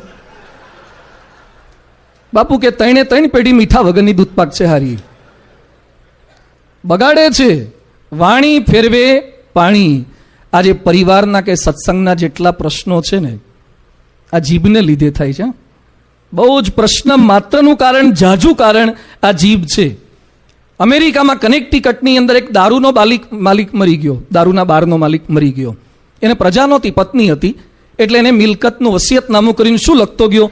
મારી બધી જ મિલકત પત્નીને મળે, પણ એક શરત, જ્યારે જ્યારે મારી મરણ તિથિ આવે ત્યારે એને છાપામાં મોટા અક્ષરમાં જાહેરાત આપવી કે મેં મારી જીભ ટૂંકી રાખી હોત તો મારા પતિ હજુ ઘણું જીવ્યા હોત. દર મરણ તિથિ એની પત્નીએ જાહેરાત આપવી જ પડે, તો જ મિલકત મળે. જ્યારે જ્યારે મૃત્યુ તિથિ આવે ત્યારે એની પત્ની લખે જ કે મેં મારી જીભ ટૂંકી રાખી હોત તો મારા પતિ હજુ ઘણું જીવ્યા હોત. પતિની આયુષ્ય રેખા એ પતિના હાથમાં નથી હોતી, પત્નીની જીભમાં હોય છે. સમજાય છે વાક્ય? કોઈને હાથ ન જોડાવતા, સામેવાળાની જીભ જોડાવજો થોડીક. આ પતિની આયુષ્ય રેખા હાથમાં નથી, પત્નીની જીભમાં છે. ટોલ્સ્ટોય ગાંધીજીને પ્રેરણા આપનારા હતા, પણ એ ટોલ્સ્ટોયની પત્ની કર્કશા હતી. અને ટોલ્સ્ટોય લખે છે આખી જિંદગીમાં એક સારું વાક્ય મને બોલી નથી, એક સારો શબ્દ બોલી નથી, ક્યારે મને શાંતિ આપી નથી. રેલવે સ્ટેશને ઠંડીમાં ઠૂથવાતા એ ટોલ્સ્ટોય મર્યા છે. વાણીને લીધે જ પરિવારના પ્રશ્નો થાય છે, પ્રિય કે અપ્રિય બનાય છે. આજે આજના દિવસે આ પારાયણમાં છેલ્લે સમજવું છે યોગી બાપાના આધારે. 1968માં યોગી બાપા ગોંડલમાં ઉકાળો પીતા હતા. દૂર દૂરથી હરિભક્તો ખબર કાઢવા આવે એટલે પૂજ્ય યોગેશ્વર સ્વામી બોલ્યા કે સ્વામી, બધાને આપના ઉપર બહુ હેત છે, દૂર દૂરથી બધા આપના દર્શન કરવા આવે છે, બધાને તમારા પર બહુ હેત છે. હવે યોગી બાપા જે વાક્ય બોલ્યા છે એ યોગી ગીતામાં છે, આગળનો પ્રસંગ નથી. યોગી બાપા શું બોલ્યા? મેં બધાનું સાચવ્યું છે. ધ્યાનથી એક એક શબ્દો સાંભળજો. મેં બધાનું સાચવ્યું છે, બધાની સેવા કરી છે, કોઈનું અપમાન નથી કર્યું, કોઈનો તિરસ્કાર નથી કર્યો, એટલે બધાને મારા પર હેત થાય ને. આ ઇન્વર્ટેડ કોમામાં શબ્દો છે. હેત કરાવવું છે બધા હરિભક્તો સંતોના આપણા ઉપર. ક્યારે હેત થાય? યોગી બાપા કહે છે મેં કોઈનું અપમાન નથી કર્યું, કોઈનો તિરસ્કાર નથી કર્યો. આપણને ભગવાન પર ક્યારે હેત થશે? જો કોઈનું અપમાન ન કર્યું તો, કોઈનો તિરસ્કાર ન કર્યો તો. યોગી બાપા રીત શીખવાડે છે, સમજી વિચારી બોલો અમૃત વેણજો. કેટલાક સમજીને બોલે છે, કેટલાક વિચારીને બોલે છે, પણ વિષ વેણ વાપરે છે. સરસ લખ્યું છે, સમજી વિચારી બોલો અમૃત વેણ. તમારા શબ્દની અંદર જ અમૃત હોય, સંજીવની હોય, મરેલાને બેઠા કરે એવું કરવાનું છે. ક્યાં ક્યાં અમૃત વેણ વાપરવાના છે એને થોડુંક આજે સમજવું છે. એક, કોઈકને કંઈક આપવાનું થાય ને, પીરસવાનું થાય, ત્યારે ક્યાંક ક્યાંક આપણાથી અમૃત વેણ નથી વપરાતા. મહંત સ્વામી ઘણીવાર પ્રસંગ કહેતા. મહંત સ્વામી એકવાર વિચરણમાં હતા ને એક હરિભક્તને ત્યાં જમવા ગયા. હરિભક્તે સંતો માટે, હરિભક્તો માટે, યુવકો માટે ગુલાબજાંબુ બનાવ્યા અને હરિભક્ત જાતે યુવકોને પીરસવા નીકળ્યા અને ગુલાબજાંબુ પીરસ્યા. જેની જેટલી કેપેસિટી જેટલા ખાધા. એક છોકરાને પેલા હરિભક્ત ગુલાબજાંબુ આગ્રહ કરીને પીરસવા ગયા. પેલો કે મારાથી નહીં ખવાય. ના લેવા જ પડે. પેલો ના પાડતો તો એટલે જે પીરસનારા હતા એ શું બોલ્યા, તારી હાથ પેઢીમાં કોઈએ ક્યાં જોયા તા, ખાને લે. તારી 7 પેઢીમાં કોઈએ ગુલાબજાંબુ જોયા તા, લે હવે. અને મહંત સ્વામી મહારાજ કહે છે કે અમે હાજર હતા ને પેલાને ઉલટી થઈ ગઈ. ઉલટી થઈ ગઈ. જે ગયું હતું ને પેટમાં એ બધું બહાર નીકળી ગયું. તો આપણે કોઈકને કંઈક વસ્તુ આપીએ, કંઈક ને કંઈક પીરસીએ તો આપણા અમૃત વેણ થોડાક વાપરવા. આઈટમ અગત્યની નથી, આઈટમ આપતી વખતેનો ભાવ અગત્યનો જ. ઘણા ભાવ જ ના. એકવાર એક રસોઈમાં પેલા દરબારની વચ્ચે પીરસવા નીકળ્યા અને વસ્તુ ઓછી હતી એટલે બાપુને મોકલ્યા. તે હાથમાં મોહનથાળના ચકતા લીંબે, કોણ જોઈએ છે? બધા કે ના નથી જોઈતું. હવે કોણ માગે છે? આમ તાળું કે કોણ લે હવે તારી પાસેથી? પીરસવા નીકળે તો અમૃત વેણ લઈને નીકળવાનું છે. કંઈક વસ્તુ આપીએ. ઘણા કે લે હવે તારા જેવું કોણ થાય? હવે આપવી જ છે, પ્રેમથી આપો ને. ઘણા છે ને સંબંધ બગાડી અને પછી વસ્તુ આપે. સંબંધ બગાડીને હા પાડે, પહેલા ના જ પાડે અને પછી સંબંધ બગાડી અને પછી હા પાડે. તો પહેલેથી પ્રેમથી હા પાડો ને. આ નથી કરી શકતા તો સમજી વિચારી બોલો, અમૃત વેણ જો. કંઈક વેપાર કરવાનો હોય એમાં પણ જરૂરી છે અમૃત વેણ. કેટલાક બિઝનેસ કરે ને સેલ્સમેન તરીકે જો અમૃત વેણ ના હોય ધંધા ચાલે જ નહીં. એક કારીગરે ઊનની સરસ કામળી વણી, પછી એની જીભ બહુ ખરાબ હતી. 3 મણ સાકર ખાઈ ગયો તો એ જીભ મીઠી ના થઈ. પછી દરબાર બાદશાહ પાસે ગયો અને કામળી ઊનની સરસ મજાની બનાવી હતી. લાખ રૂપિયા માગ્યા. બાદશાહ કે આ શું કામમાં આવે? એ કે તમે મરો ને તાર કબર પર ઢાંકવામાં કામમાં આવે. અને એ આવે કે ના આવે નક્કી નહીં, કારણ કે મેં સાઈઝ માપ્યા વગર બનાવી છે. બાપુ કે હારો કામળી બનાવી છે, આટલી સરસ ને પાછો મરવાની વાતો કરે છે. આપણે પણ કોકની પાસે સંપર્ક કરવા જઈએ, જોડી માટે જઈએ, જમોને જમાડુમાં જઈએ ને ત્યારે આપણું અમૃત વચન હોવા જોઈએ. તો એની સાથે હેતપ્રીત થાય છે.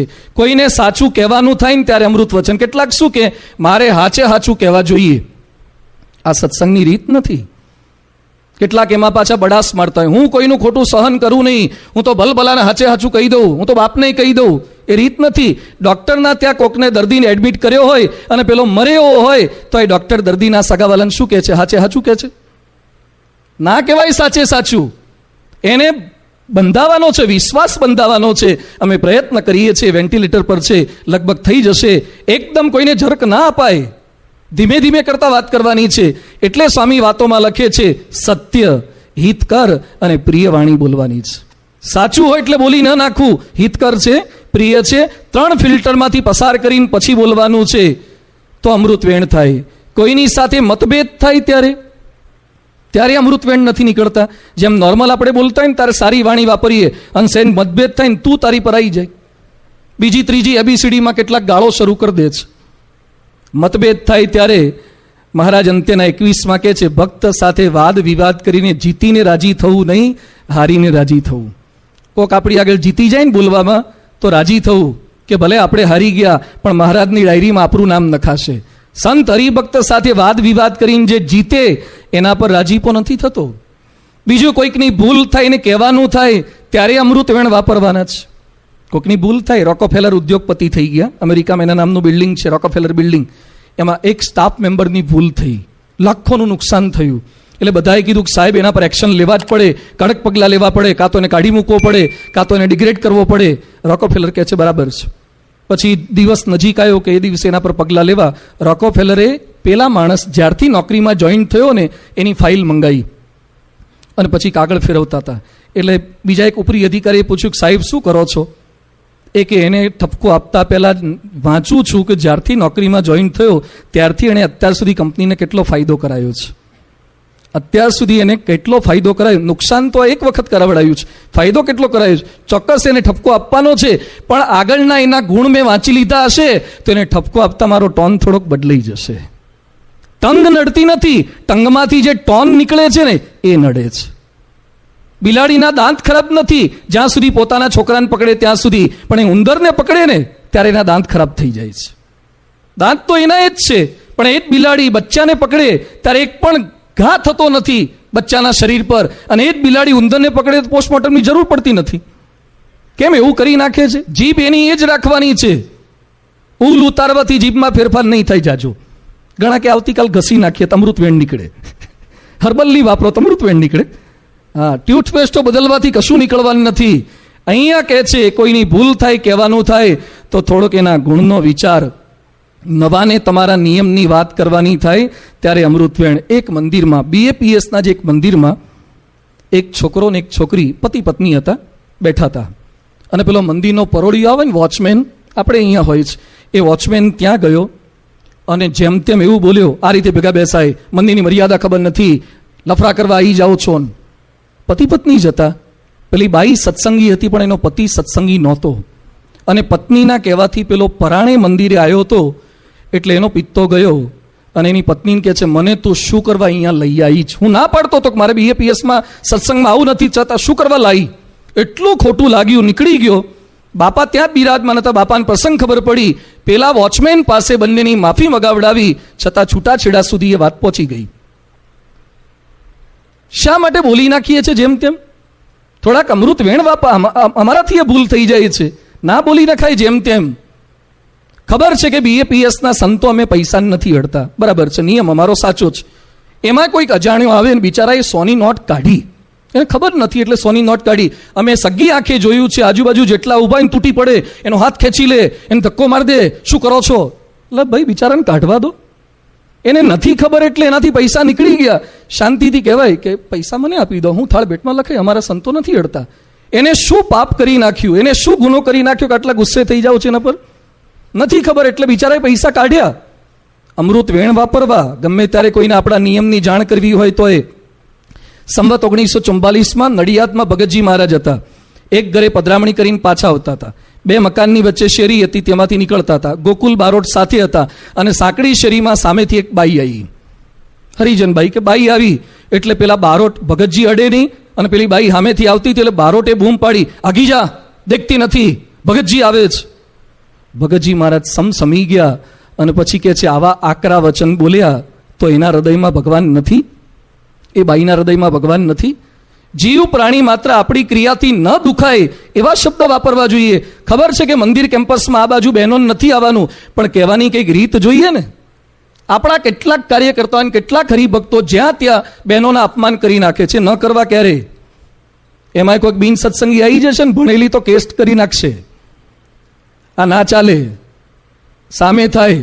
મર્યાદાની રીતે બરાબર છે, પણ કહેવાની રીત હોય છે.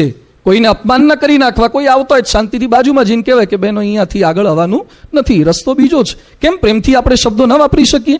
એનો શું વાંક છે? અપમાન કરી નાખીએ છીએ. સમજી વિચારી બોલો, અમૃત વેણજો. આ સમજાવે છે. ભગવાનની પ્રાર્થના કરતા તો બધા અમૃત વેણ જ વાપરીએ છીએ, પણ બીજી અમૃત વેણ વાપરવાના છે. શ્રીજી મહારાજ એક ગામમાં ગયા તો પેલો પટેલ હતો, ગોવિંદ પટેલ, કે મારા ઘરે હાલો. મહારાજ કે નાના રહેવા દે. નાના કે મારા ઘરે હાલો. મહારાજને ઘરે લઈ ગયો અને ઘરવાળાને કહે છે, ગોદડું પાથર, કંસાર બનાય, લાપસી કર.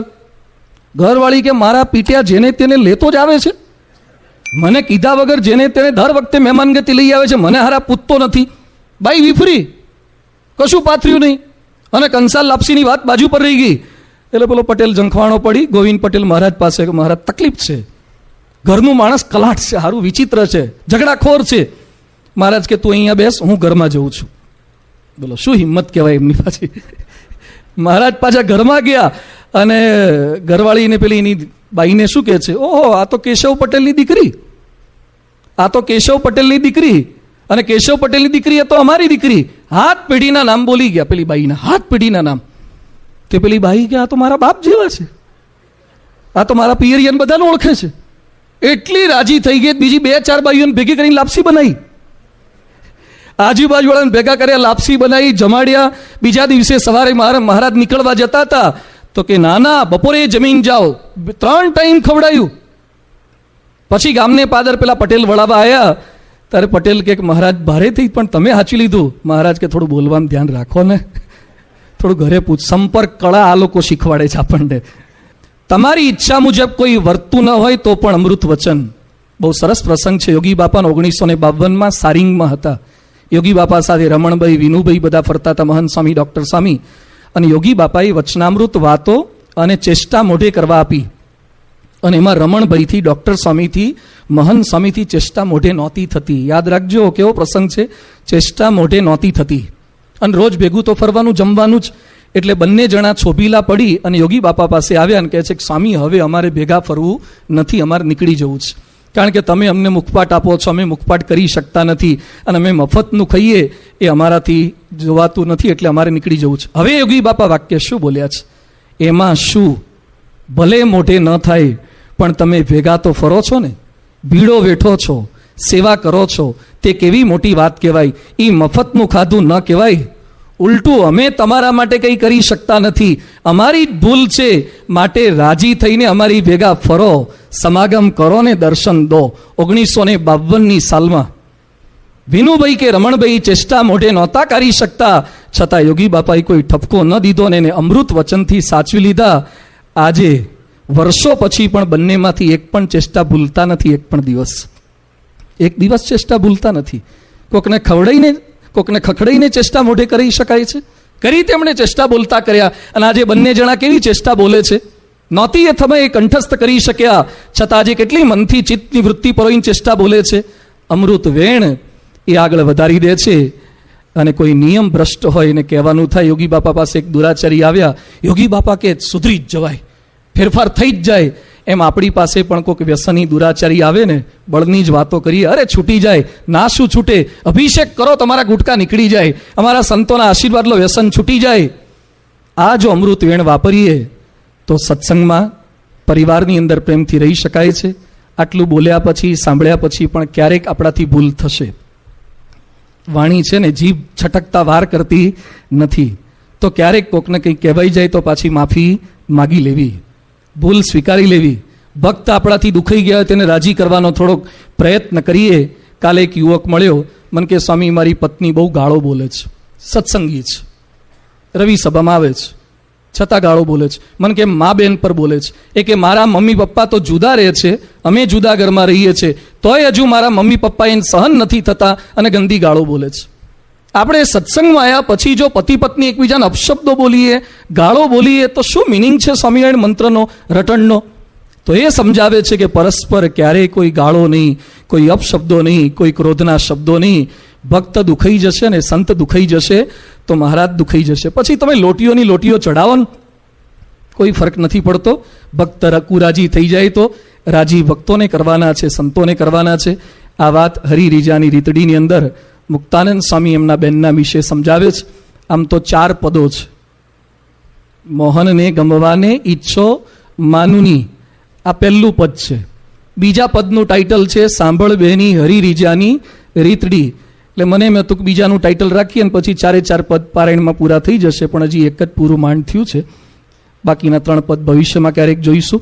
મહારાજ સ્વામીને પ્રાર્થના કરીએ, મુક્તાનંદ સ્વામી એમના બેનને સંબોધીને જે કંઈ વાતો કરી રહ્યા છે એ વાતો કેવળ બેન પૂરતી જ મર્યાદિત ન રહેતા, મોહનને ગમતા જેવા મુક્તાનંદ સ્વામી હતા, જેવા ગુણાતીતાનંદ સ્વામી, જેવા પ્રમુખ સ્વામી મહારાજ, મહંત સ્વામી મહારાજ, એવા આપણે એમને રાજી કરી શકીએ, એમના રાજીપાનું પાન બની શકીએ, એવા શબ્દો, એવા સ્વભાવ, એવી પ્રકૃતિ આપણે કેળવી શકીએ. જેમના શ્રી ચરણોમાં પ્રાર્થના. શ્રી સ્વામિનારાયણ ભગવાન.